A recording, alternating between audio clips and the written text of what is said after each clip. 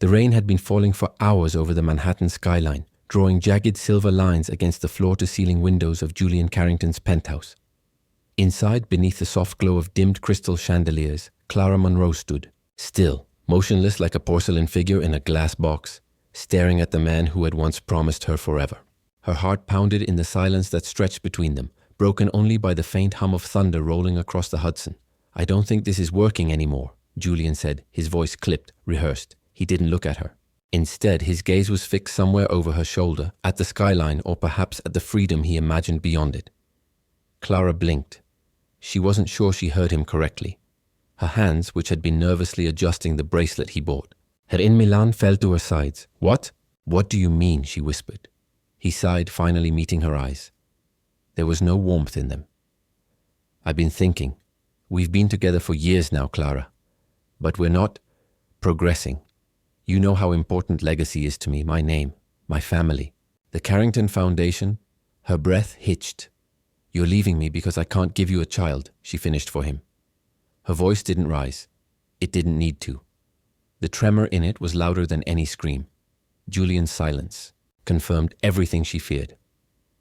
A year ago, Clara had sat alone in a sterile white room at a fertility clinic, her fingers wrapped tightly around the edge of a clipboard that held her fate in black ink. "Unexplained infertility," the doctor had said.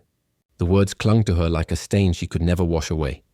She had told Julian that evening. He had held her, kissed her hair, and promised they'd figure it out together. But somewhere between then and now, together had turned into, until something better comes along. "I need someone who can help build my legacy," Julian said now, stepping away from her, adjusting his cufflinks like it were just another business meeting. "It's not personal, Clara." She laughed. A sharp, broken sound. "Of course it's personal. You're dismantling my entire life and calling it a business decision. You land on your feet, you always do." His tone, cold and dismissive, only fueled the ache inside her. "You're smart, talented, you'll be fine." Clara didn't reply. She couldn't. Her words had dried up, her voice caught between her throat and the heartbreak crushing her lungs. An hour later, she found herself on the sidewalk, soaked to the skin, suitcase in hand. It had taken 10 minutes to pack up 5 years of a relationship. He hadn't asked her to stay. He hadn't even walked her to the door. The doorman gave her a sympathetic glance as he helped her hail a cab. She stared at the backseat window. The entire ride to the small guest house she'd booked in the West Village, watching the droplets race down the glass like tiny regrets. That night, curled in a foreign bed beneath 2 thin sheets, Clara didn't cry. Not yet. The pain sat in her chest like a stone, immovable and terrifying. Only when she reached for her phone and saw no missed calls from Julian did the tears come, heavy and endless. The next morning, New York had moved on as if nothing had changed. But Clara hadn't. She wandered through the city like a ghost, drifting between coffee shops and bookstores, pretending to have errands, when in truth she couldn't bear the stillness of the guest house. Every room reminded her of what she no longer had: warmth, certainty, a place to belong. She had given up her gallery job when Julian asked her to work full-time with his charity organization. "You're the only one I trust with the vision," he'd said. She'd poured herself into that work, reshaping their philanthropic mission, putting her soul into every initiative. And now, that identity too was gone. By day 3, Clara stood at the Brooklyn Bridge, watching boats churn through the icy water. The wind whipped her hair around her face, but she didn't flinch. In some way, the sting on her cheeks helped her feel something other than numb. She'd been raised in a modest neighborhood in Raleigh, North Carolina, by a single mother who worked 3 jobs to give her daughter a chance. Clara had been the first in her family to attend college, then moved to New York with dreams in her eyes and fire in her heart. She had clawed her way through unpaid internships, art world rejections, and financial instability until she'd built a name for herself. Until Julian Carrington had walked into her exhibit and rewritten her entire world. Now, it was time to rewrite it again. But this time, it would be her hand guiding the pen. That evening, she pulled out her old laptop and began to sketch ideas. The cafe beneath her guest house had an opening. She pitched a collaboration to the owner, a monthly event featuring local artists paired with tasting menus. Art and Aroma, she called it. It was a small beginning, but it was hers. The first event was intimate, barely 10 attendees, but the response was heartfelt. A woman approached Clara after the second showcase with tears in her eyes, thanking her for creating a space that felt like community. Clara hadn't realized how much she needed that word, community. In Julian's world, everything had been curated, polished, transactional. But here, in this tiny neighborhood cafe with mismatched chairs and the smell of cinnamon in the air, she was reminded of something simpler, something real. And still, at night she lay awake wondering if Julian had moved on. If he was already planning some lavish engagement to a woman with a pristine womb and the right family connections. But she stopped herself from Googling. She knew it wouldn't help. 2 weeks after the breakup, she visited her old college friend Sophie, now a therapist in Asheville, North Carolina. "You look like someone who's forgotten how to exhale," Sophie said, wrapping her in a hug. That felt like home. Clara stayed for 3 days. On the final night, as they drank tea by the fire, Sophie asked, "What do you want now, Clara?" "Forget him. Forget everything. If you could build a life from scratch, what would it look like?" Clara thought about that question for a long time. She imagined a studio filled with sunlight, children's laughter, not necessarily her own, but laughter nonetheless. She imagined a life where love wasn't conditional, where pain didn't come disguised as luxury. "I don't know exactly," she said finally, her voice soft, "but I want it to be honest, and I want it to matter." Sophie smiled. "Then start walking in that direction, even if it's slow, even if you don't see the destination yet." Back in New York, Clara committed herself fully to rebuilding. The cafe events gained traction. A local newspaper did a feature on her. A former gallery colleague offered her space to curate monthly pop-up exhibits, and for the first time in months, Clara found herself smiling without forcing it. But life has a way of circling back just when you think you've moved on.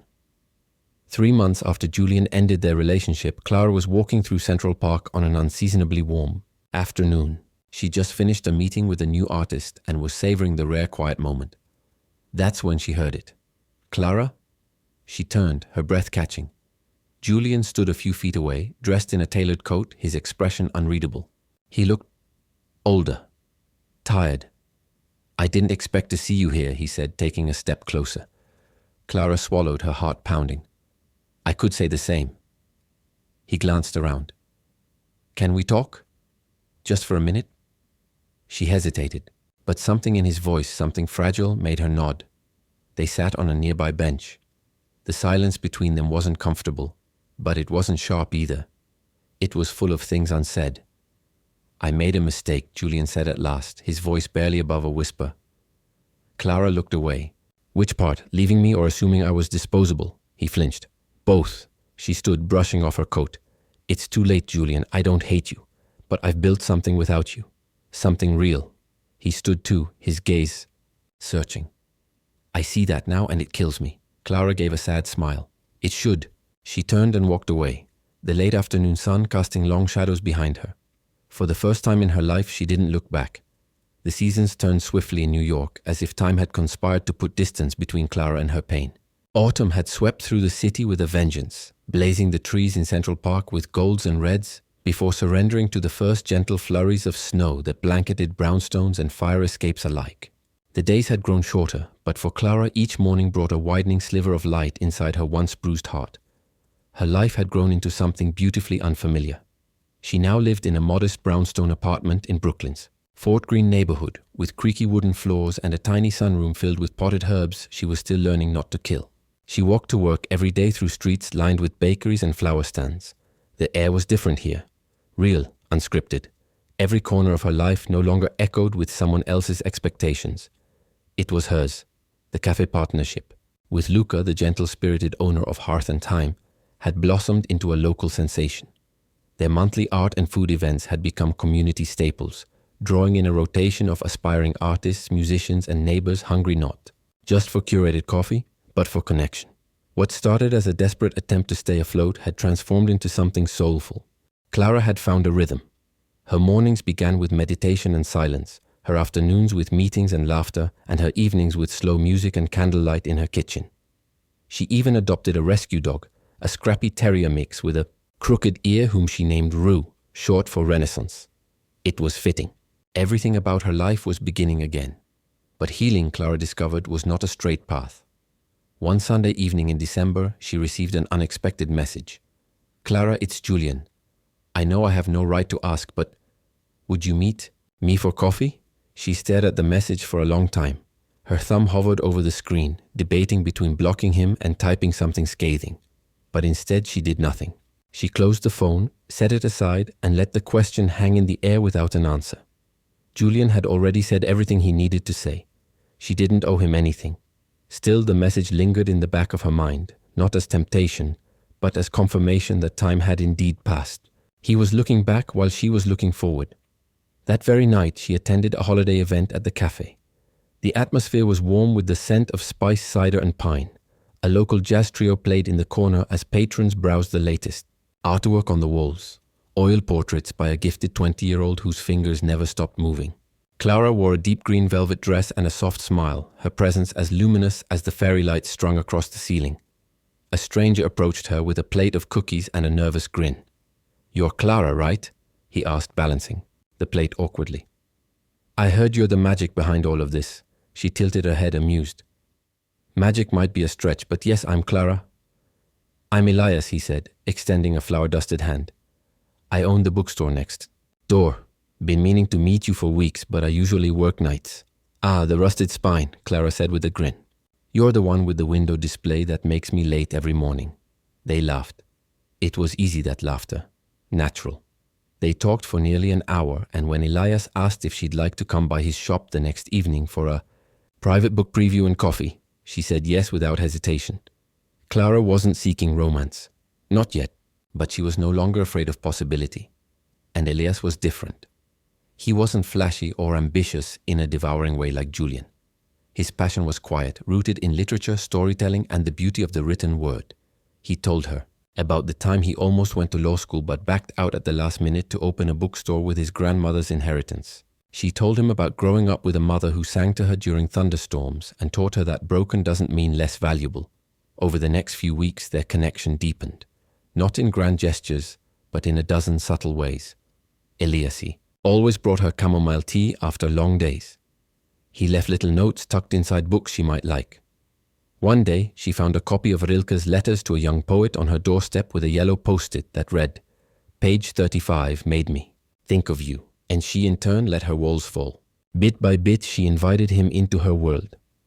They spent New Year's Eve together, surrounded by friends and neighbors, counting down to midnight under paper lanterns and the soft strumming of guitar strings. When the clock struck 12, he didn't rush to kiss her.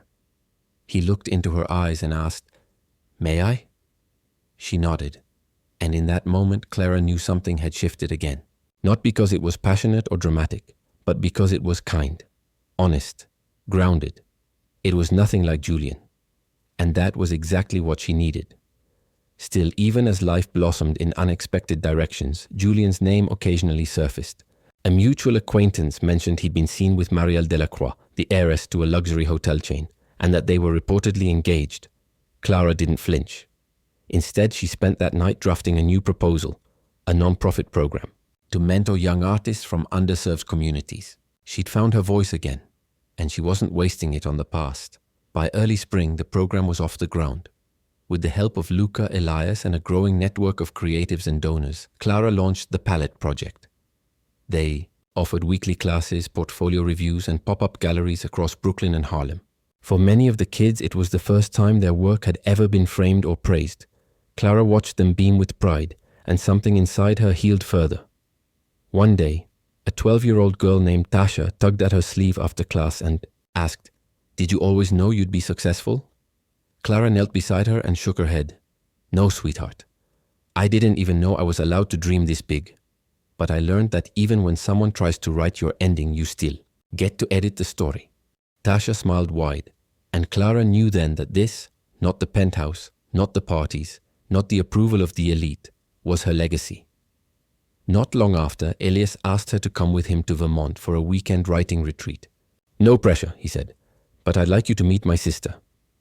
Clara hesitated, not because she didn't want to go, but because the idea of belonging again, of being part of someone's family, felt both exhilarating and terrifying. She said yes anyway. The trip was quiet and beautiful, full of long walks, shared stories, and evenings spent reading by the fire. His sister Naomi was warm and welcoming. She embraced Clara as if they'd known each other forever. On the last night, Clara and Elias stood on a frozen lake, bundled in scarves and gloves, gazing at the stars. "I don't want to scare you," Elias said softly, his breath visible, in the air. "But I'm falling for you." Clara turned to him, her eyes searching his. "Then let's fall together," she whispered. Back in New York, the city began to bloom again. Trees turned green. Sidewalk cafes overflowed with laughter. The cafe and the non-profit thrived. Clara stood taller, laughed louder, and lived more freely than she ever had before. She had lost something once, something that nearly shattered her. But in its place, she'd built something stronger. A life on her own terms. A love that was earned, not expected. A purpose that could not be stolen or dismissed. She didn't check Julian's messages anymore. She didn't need to. She had chosen herself. The season changed subtly that year, spring folding into early summer with a hush like the city was exhaling. After holding its breath for too long, Clara Monroe felt that shift in the marrow of her bones. It was a season she remembered from a time when her life had unraveled, but now it arrived not as a threat, but as a gentle reminder. You survived. You're still here. Every morning she opened the cafe early, before the regulars wandered in. There was a sacredness to the quiet, the hum of machines warming up, the earthy scent of coffee beans in bloom, the soft light pouring through the wide windows and wrapping around the wooden tables like an embrace. Her life had become something she curated carefully, one breath at a time. She was sitting at the corner booth near the window, sorting through grant proposals for her non-profit's expansion when her phone buzzed. A message from Elias. "Meet me at 5 p.m. No questions. Wear the blue dress." She smiled instinctively. He had a way of knowing when she needed to be reminded of magic. The blue dress, silk flowing with a low back, wasn't something she wore often. It reminded her of a version of herself that once existed in ballroom galas and on Julian's arm. But now, in the mirror of her small apartment, it looked different. Less like a costume and more like armor softened by grace. When she arrived at the Brooklyn Botanical Garden, she found Elias waiting near the entrance, holding 2 tickets and a small bouquet of wildflowers. "Do I even want to know how you got these?" she asked, nodding at the tickets. "Sold out for weeks." "I told them I had to impress the most radiant woman in Brooklyn," he said, offering the bouquet with a sheepish grin. "It was either that or beg." She laughed and took his hand. "Good choice."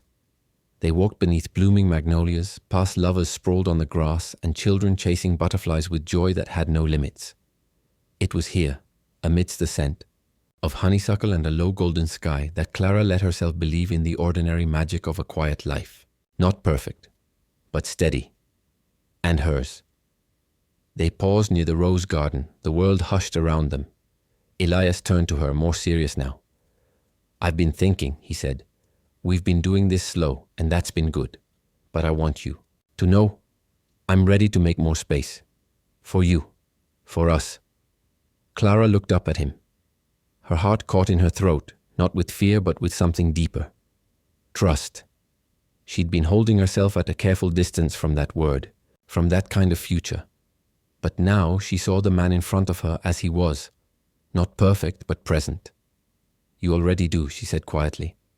"But I'd like to keep growing it." They sat in silence for a while after that, fingers intertwined, watching the sun stretch long shadows over the petals. The following weeks were filled with momentum. Her non-profit's first summer mentorship program launched, pairing young artists from underserved neighborhoods with local professionals. She spoke at a women's leadership event hosted by a creative collective in the meatpacking district. Her words weren't rehearsed. She told her story plainly, about rebuilding after devastation, about infertility, about how self-worth wasn't tied to who stayed or left, but to who you became after the ashes settled. The applause that followed wasn't thunderous, but it was true. Several women approached her afterward, eyes wet, stories tumbling from their mouths, some with losses they'd buried for years. Clara stayed, listening, letting herself be there, witness. But healing never came without interruption. One afternoon, as she was locking up the cafe, she noticed a figure sitting on the curb across the street. Not Julian this time. A woman, mid-50s, elegant, poised, but her face was unreadable beneath oversized sunglasses. Clara's breath caught. It took her a second to place the woman. Veronica Stanton Fordham, Julian's mother. She crossed the street slowly, tension prickling her skin. "Mrs. Fordham?" Clara asked carefully. The woman looked up, removed her sunglasses, and studied Clara for a long beat. "I thought you'd recognize me," she said. "May I speak with you?" Clara hesitated. "Why are you here?" Veronica stood brushing invisible dust from her coat. "I won't keep you long. May we sit?" They found a bench nearby, though Clara sat on edge. "I'm not here to rekindle anything," Veronica said, reading her posture. "My son made his choices. I didn't come to defend them, but I came to apologize." Clara blinked. "Excuse me?" Veronica's voice softened. "I encouraged him to let you go. I told him a woman who couldn't give him children couldn't give him a legacy. I said it with all the coldness I was raised to believe in. I watched him break your heart, and I did nothing." Clara stared at her, stunned. "I've watched that man suffer for years," Veronica continued. "But more than that, I've watched myself unravel. My husband died bitter and distant. My grandchildren from my other children barely know me. And I realized too late that power isn't love. That legacy without joy is hollow." She reached into her bag and pulled out a small photo, a newspaper clipping, Clara's nonprofit, her face smiling beneath a headline about women rebuilding their own futures. "I followed your journey," Veronica said. "You've built something remarkable, and I just needed to say I was wrong." Clara's throat tightened, emotion rising like a wave she hadn't expected. "I can't say I forgive you," Clara whispered. "I don't expect you to," the woman replied. They sat there, the late afternoon sun stretching long across the sidewalk. After Veronica left, Clara remained on the bench for a long time. Not because she didn't know what to do with the apology, but because she felt the final thread between her and Julian, between who she was and who she is now, finally loosen and fall away. Later that night, Elias found her sitting on the kitchen counter, barefoot and quiet. "You look like you've just come back from battle," he said gently. "I think I did," she replied. And she told him everything. He didn't speak when she finished. He simply stepped forward and pulled her into his arms. And in that embrace, Clara felt herself exhale all the weight she didn't realize she was still carrying. That weekend, the cafe held a community celebration for the mentorship graduates. There were string lights, live jazz, paintings hung on every wall. Clara wore a summer dress printed with wildflowers and moved through the space like a woman fully inhabited by her present. Elias stood beside her, hand at the small of her back, watching with pride as a young woman stood to share her poem, a piece about breaking cycles, about reclaiming space. As the crowd erupted in applause, Clara turned to Elias and whispered, This is what legacy looks like." He nodded, eyes glimmering. "And it's beautiful." Outside, the first fireflies of summer had begun to dance.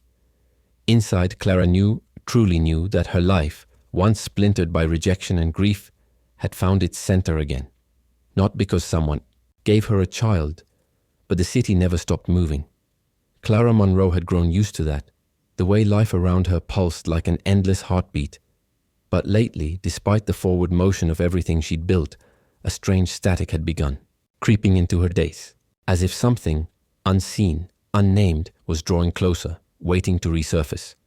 She felt it one morning as she opened the cafe. The sun had barely risen, casting pale streaks of gold across the sidewalk, but her breath fogged in the early autumn air. Clara paused at the threshold.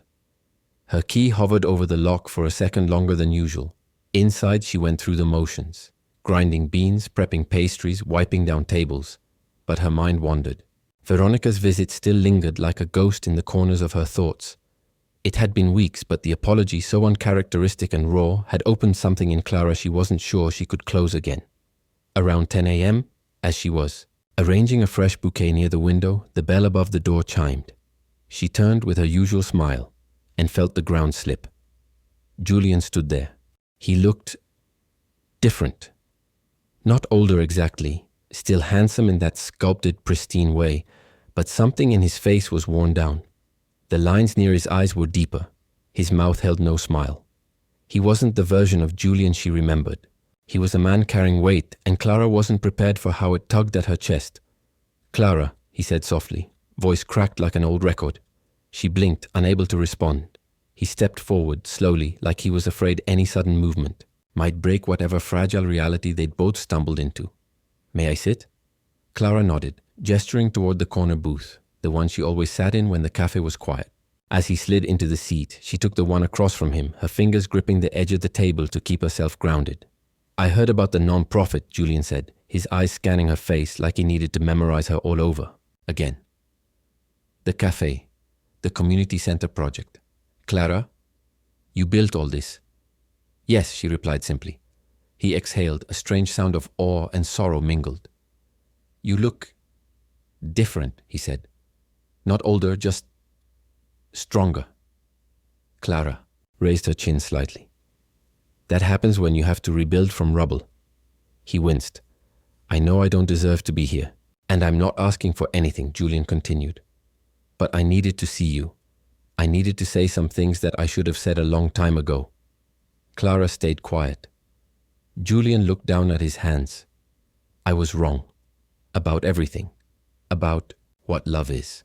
About what strength looks like. About you. When I left, I thought I was doing what was expected of me. What my family expected, what society expected. I convinced myself it was logical, that we couldn't be happy without children. That our future had dried up with the diagnosis. He looked up. His voice dropped. But it wasn't logic. It was fear. Clara's throat tightened. She felt a storm brewing in her chest, but she held it back. You said I was broken. No.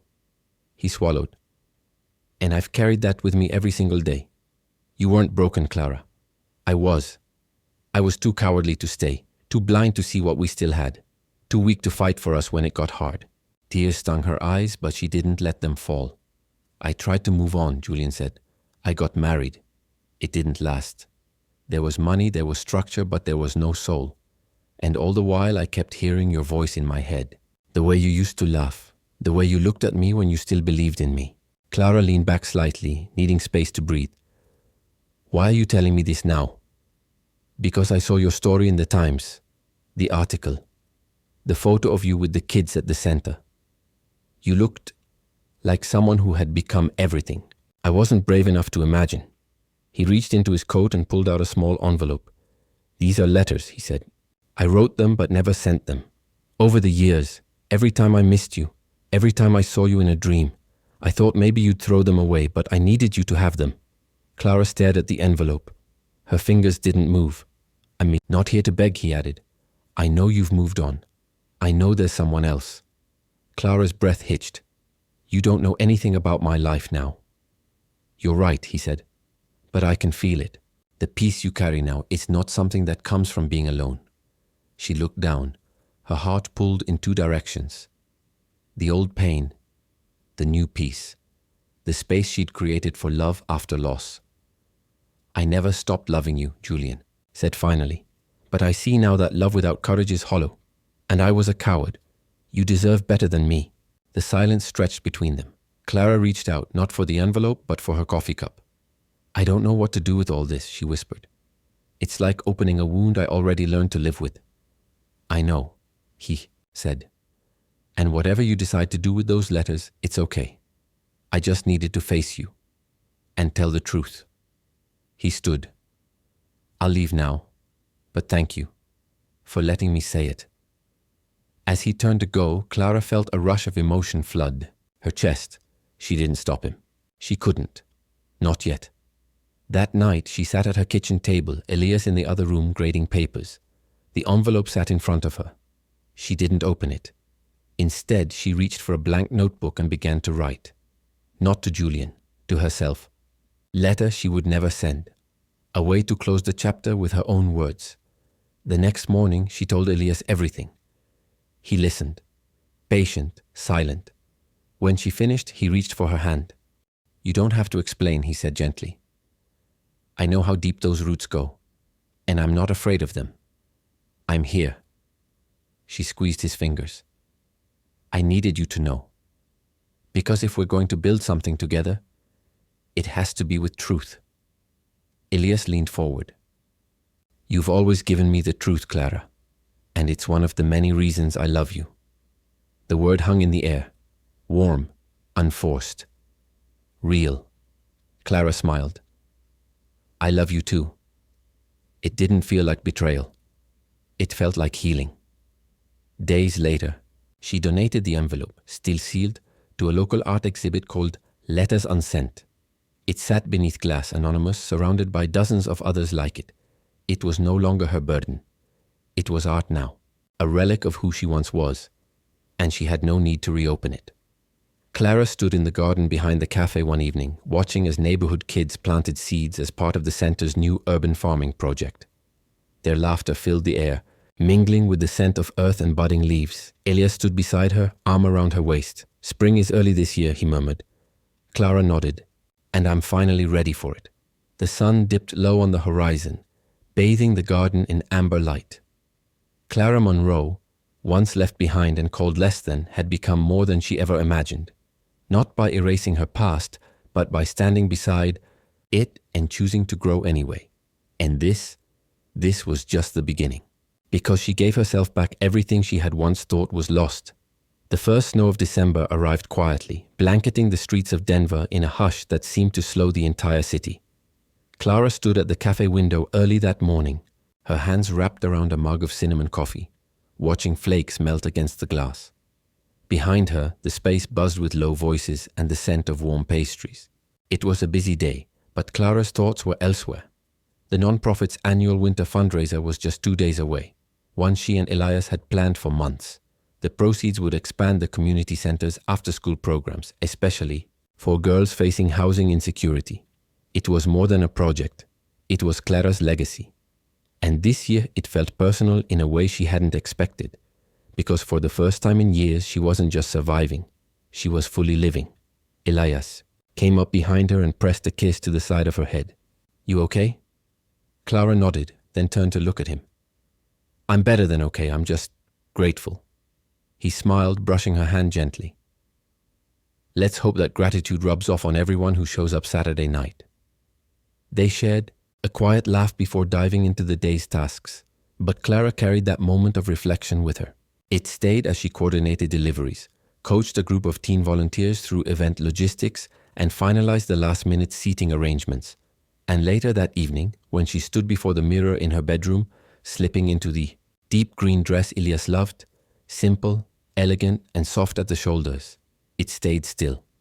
She felt strong, not perfect, but real.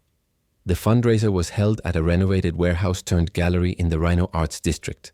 Its walls were adorned with community art, portraits painted by young women in the center's mentorship program, abstracts inspired by personal stories, pieces full of soul and vulnerability. The space buzzed with energy. City officials, donors, educators, single parents, local artists, they had all come together for a cause Clara had poured her entire heart into. And as she stepped onto the modest stage to deliver her opening speech, the applause was thunderous. She paused for a beat, letting her eyes scan the crowd. She spotted Veronica in the back, standing tall with her arms crossed, still sharp-eyed but proud. Clara smiled softly, then let her gaze find Elias near the front, holding a glass of wine and nodding gently. "I used to think brokenness disqualified you from building something beautiful," Clara began, her voice firm. "I believed that my worth was tied to what I couldn't give someone else. But tonight, I see something I never thought I would. A room full of people proving that healing isn't just possible, it's powerful." She went on to talk about the center's impact, how mentorship had kept a young girl named Mariah from dropping out of school after losing her home, how a boy named Leo learned how to cook for his siblings after joining the cafe's after-school kitchen program. Clara shared stories, not statistics. And then, almost as an afterthought but not really, she ended with a line she hadn't planned. "Sometimes life gives you a second chance not to fix the past, but to forgive it." The room was silent, and then applause broke like thunder. Clara stepped down from the stage, heart racing, body trembling with adrenaline. As people approached her to express gratitude, praise, or donate, she moved through them with grace. But she felt a shift, like something deep inside had settled into place. It wasn't until later that evening, as the event began winding down and Clara escaped into the hallway for a moment of quiet, that the final piece of this chapter arrived. Julian. He approached with cautious steps, dressed in a black coat and dark blue scarf. The snow had melted into his hair. Clara froze, startled, not by his presence this time, but by what she saw in his eyes. "Peace." He smiled gently. "I wasn't going to come. I know it's not my place. But the article said the event was open to the public." Clara exhaled slowly. "You didn't need to say that. I don't mind. He nodded, looking down at his shoes for a beat before speaking again. You were brilliant tonight. Everything you said up there. I could feel it. Every word. Clara gave a soft smile. I meant every word. Julian took a breath, then pulled something from his pocket. A photo, faded, folded at the corners. He handed it to her. It was from years ago. Their trip to the Amalfi Coast.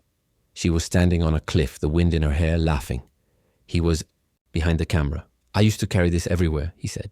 For a long time it reminded me of what I lost. But lately it reminds me of what I learned.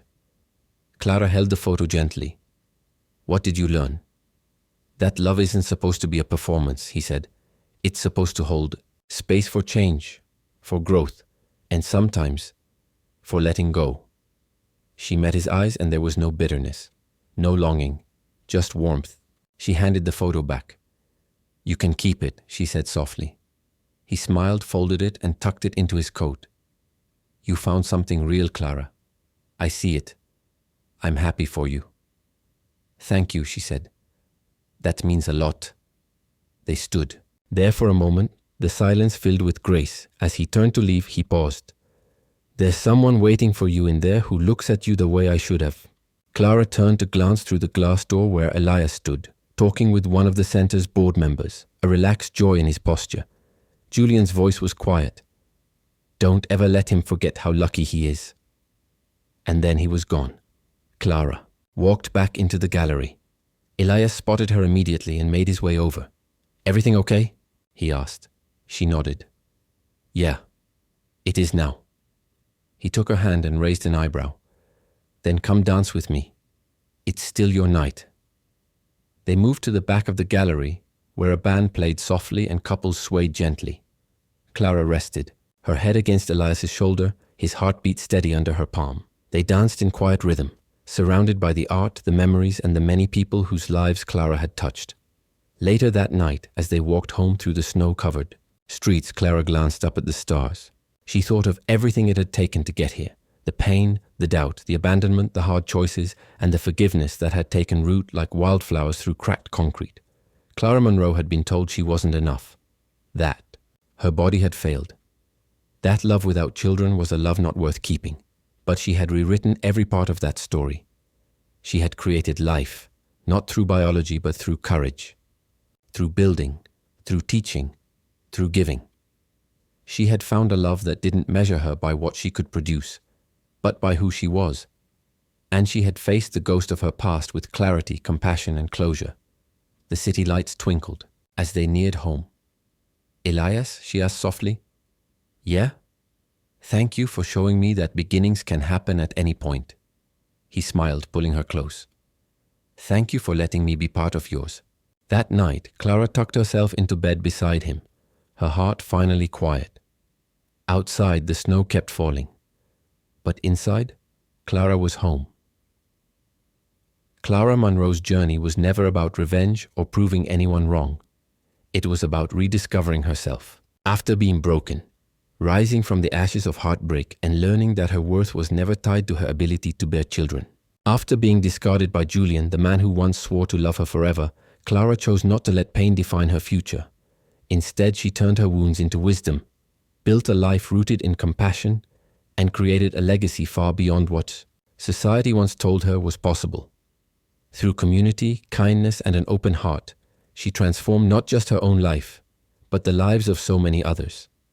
And when the past returned, remorseful and hollow, she stood strong, not out of pride, but because healing had become her power. Life lesson. Your value is not measured by what others expect of you. It's determined by how courageously you love, grow, and rebuild. Life doesn't always go as planned, but that doesn't mean it can't still be beautiful. Even after loss, we can write new chapters filled with love, purpose, and redemption. Quick poll for you. What do you think Clara should have done when Julian reappeared? A. Forgive and give him a second chance. Walk away and keep building her new life. Comment A or B below. What are your thoughts on Clara's story? Did it move you? Would you have made the same choices? Drop your opinions in the comments. We'd love to hear them. And don't forget to subscribe to our channel so we can continue bringing you more inspiring, emotional stories like this. See you in the next one.